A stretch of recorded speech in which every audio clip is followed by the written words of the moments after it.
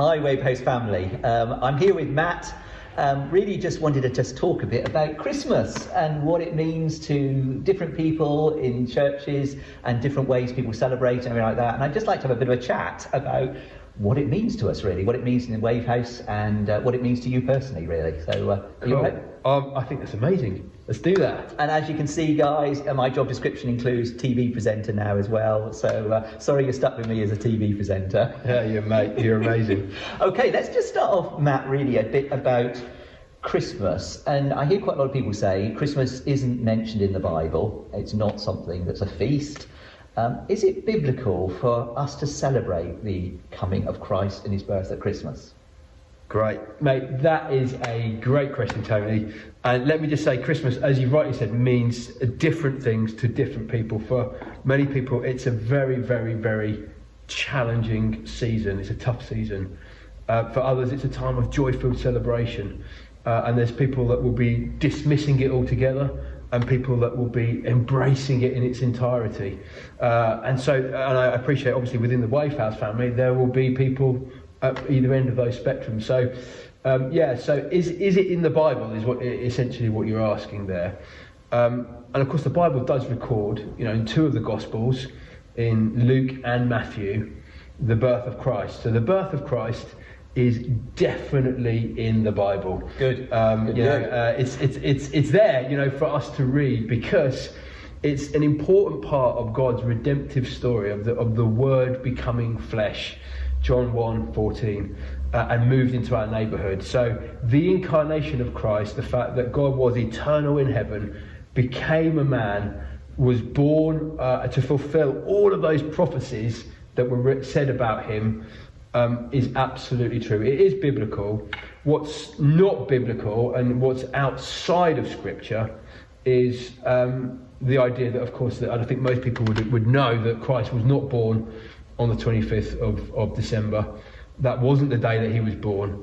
That whole idea has come from this kind of merging together of sort of pagan belief systems in a god called Mithras. Right. And that so he was born, the sun god, if you like, was born on the 25th of December. In fact, the similarities between Mithras and Christ are really quite remarkable. But the Roman emperor at that time just embraced had this problem, actually, like, what do we do with this emerging Christian faith in this Roman Empire? How can we stop the Roman Empire from disbanding? Well, we need to embrace this religion. And so they kind of merged Christ then with these other foreign gods. But it's not actually, nowhere in the New Testament are we commanded to celebrate or remember the birth of Christ as we are in the death of Christ. Now, Paul is quite clear in his teachings in the New Testament that every time you do this, what is he talking about? He's talking about the remembering the death of Jesus. So actually, recorded in all four Gospels is the death, the resurrection, and the ascension of Christ and the life of Jesus. So I think we can get kind of like wrapped up in the birth of Christ as if it's like this massive event. And yes, it's important, but actually the New Testament, particularly Bible, doesn't tell us to commemorate it. And it gives more emphasis to the life and the death and the resurrection of Jesus. But it also doesn't tell us we can't celebrate. No, there's no specific. I mean, God is. I think if God wanted us to remember it on that specific day, He would have made it quite clear that He does. Right. There's nothing to say that you can't, remember it. But it's important. As I say, it's an important part of God's redemptive story. Right. Okay. But there's nowhere in the Bible does it say you've got to commit. You've got. So I'm going to put you on the spot now. Yeah. Because I hear quite a lot of people saying Matt doesn't want Christmas. And I hear lots of people talking about, well, should we be able to talk about Christmas? Should we kind of celebrate? Can we sing carols? And it feels like you don't want people to celebrate Christmas. Is that true? It's a good question. And I think I can only share on my own personal journey with this one. And I've been on a bit of a journey with Christmas, Tony, where I've just felt, as I've journeyed down this road, something just doesn't feel right. You know, if Christmas is supposed to be this time of goodwill to all men, joy on the earth, what I've seen and what I've actually experienced in my own life is that as I've embraced the fullness of Christmas, it actually leaves me less fulfilled. And yes, there are elements of Christmas that I love. I mean, I love hanging out with my family. I love playing board games. I love sharing food. I love the sharing and the giving of presents and all those things, which are, you know, are good things. It's a family occasion. But in that, I've gone back and I've looked at some of the kind of the roots of Christmas, of where did it come from, and it has its roots in paganism and gods that are not the God of the Bible, and the influence of, you know, what they call religious syncretism, so the blending together of Jesus with these other gods. You know, it, for me, just didn't feel right. And you know, you see the outward manifestations of Christmas in the world. What I'm seeing is I'm seeing a lot of debt, a lot of people going into debt. I'm seeing divorce rates that go through the roof during this time. And I see a lot of people that actually are depressed during this time. They don't feel fulfilled. So, you know, what's the fruits of following Jesus is love, joy, peace, patience, the goodness, all the good things that Christ came. So I think it's for me, it's been a bit of a journey where I'm like, I'm not too sure whether Christ was in Christmas in the first place. And I know I'm fighting against 1700 years of church history, do you know what I mean? But, you know, if you go back to the very early church and our early church forefathers, Paul, the early apostles, all those disciples, Christmas wasn't even thought of. I mean, it was a pagan festival that they would have largely just avoided. So it's not saying that I'm a Scrooge or I don't like Christmas, but I think really what I'm seeking to be is somebody who's faithful to the scriptures. That I think Christmas is a great opportunity to share and tell of the good news of Jesus. So how, and Matt, sorry to stop there, but how does that reflect itself for the Wave House family? You know, we've got some decorations up here in the church, for example. We're doing in some of our ministries, we're doing Christmas lunches, we're inviting people in, we're sharing. That feels, it could be at odds to what you're saying. You're saying that kind of doesn't really feel right.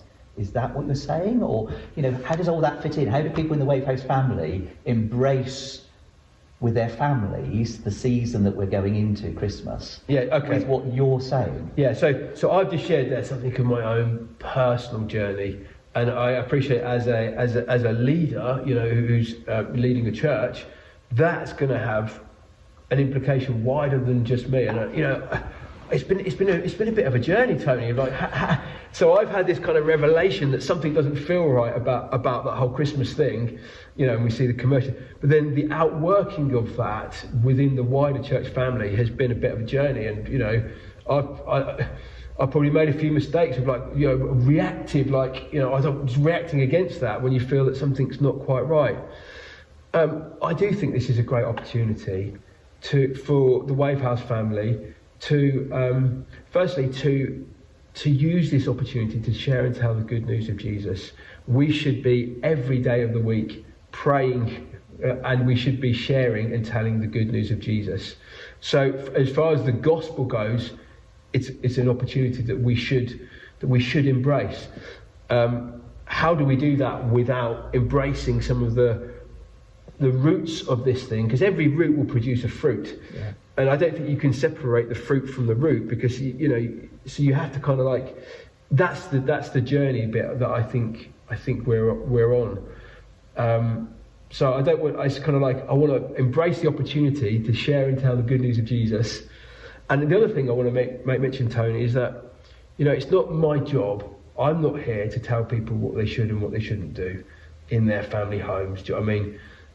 You know, Romans 14 verse 5 says that each one should determine these things between God and themselves. So although I'm on this journey, and I'm encouraging people just to look at separating truth from tradition, and we've got 1700 years of tradition that, you know, is like, we're just so ingrained in us. You know, I've grown up with this stuff all of my life, and it's only in these last few years where I've just begun to look at, well, what is the truth of this? And that's all I'm encouraging people to do, is to dig it, see if they can lay aside some of the traditions of the things that we all love to do, but actually to get back to the truth of what is God's word saying in these things. Yes.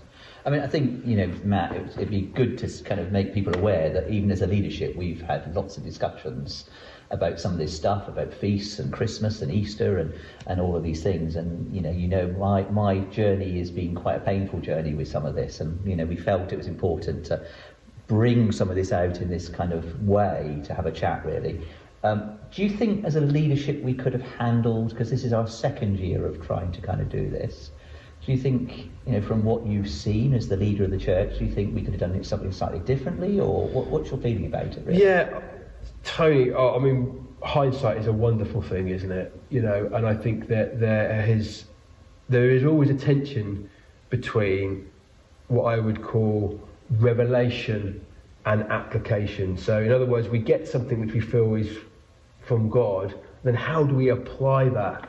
And I think the revelation might not have been wrong, but the application, how it's been outworked, and the journey. And I think my character and my nature is I get something. It's a good thing, but it can also be not such a good thing, because I get this idea in my head and I'm like running off with it, like and sometimes it's the pace. And I'm learning, do you know what I mean, as a person, as a leader, how to implement change in a way that kind of like inspires and enthuses other people to investigate that and then come on a bit of a journey. And maybe we've got that a bit wrong. We've kind of thrown the baby out with the bathwater. The heart behind it has always been this zealous heart for Jesus and living faithfully to the scriptures. Not wanting to upset anybody in the process. No. And just one key question before we finish, really. You know, we can all see the world is changing in a massive way. You know, we can see it moving very fast. We can see some of the Christian principles being thrown out, particularly in our nation. You can kind of see some of that stuff. And you can see people are saying God is shaking the church through this process, because this is not just a Wave House issue. This is lots of different churches and lots of different issues that you can see what's happening. How does that link to what's going on in Wave House? Because, you know, it's definitely shaking us. It's shaking the leadership. It's shaking what we're doing, how we do things. And for me, this is just one of those things that we're having to wrestle with. And actually, look, just give a bit of a kind of how you found this season, really, of that shaking, and what is it meaning to you and Wave House, really, and what you're finding? Yeah, well, that's a great question, and I think you're right, Tony. This is one of many challenges and shakings that are going on right now in the church, and I think it's indicative of the seasons and the times that we find ourselves in. I firmly believe in the fullness of this book. I believe that Jesus came back as a baby. You know, he got born up and grew up as a human being, fully God, fully man. He died on the cross. He rose again. He ascended to heaven. And he's coming back again. And that second coming, the second advent of Christ, is the one that I believe that we are being prepared for right now. And it's a little bit like when the Israelites were taken out of Egypt, you know, and Egypt was still in their hearts. And I think many of us, you know, including myself, are being shaken with these things, because God is preparing us for his return. So, you know, he's preparing his bride for the bridegroom to come back, and he's coming back for a pure, spotless bride, a bride that's uncontaminated from the things of this world. And that's the challenge. That's why I think there's a shaking right now, and because I think he's exposing those things in the world, and you can see it. I mean, all of these different agendas that are trying to creep into the church, and you know, I'm not going to begin to name them. Do you know what I mean? But even the very season that we've gone through is exposing these things. So because God is coming back for a beautiful bride, and you know, the future is so bright, it's glorious, and we kind of lose sight of that But Jesus says that, these last days are going to be troublesome. There is going to be tribulations and trials that his people are going to have to go through so that we can stand with him in glory on that day, fully adorned and fully robed in our robes of righteousness. Oh, that's good. And my final question is, can I wish you a happy Christmas, or do I have to now do happy holidays? Mate, you say what the heck you want, mate. If you want to say, do you know what I love about this guy, Tony, is that we've had differences of opinions, and that is okay, mate. You say what you want. I'm not here to be the Christmas police, mate. If you want to walk around and you this is between you and God. You say what you want to me, mate, and I'll say what I want back to you. Well, hopefully it'll be civil and decent and pleasant and loving and kind and honouring. Thank you.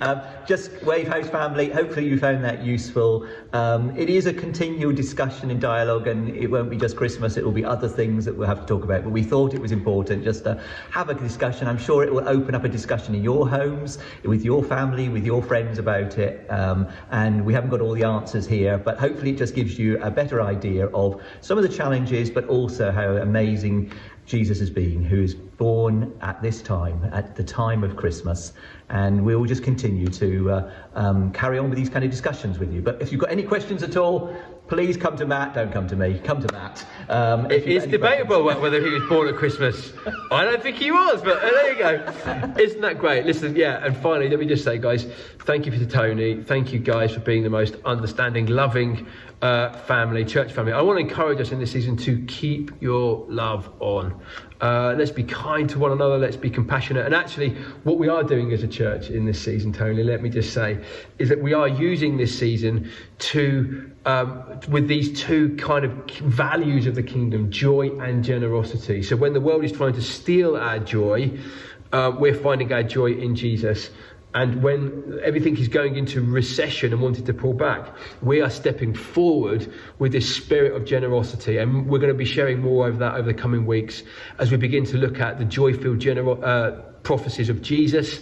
Over the next few weeks, we'll be teaching into that, looking at the prophecies of Jesus and how they were fulfilled at his first coming. So, guys, we're going to be really digging into God's word together and growing in those two things, joy and generosity. I want to encourage you to journey with us as we continue to be his hands and feet here in Newquay and all over Cornwall. God bless you guys. God bless you. You.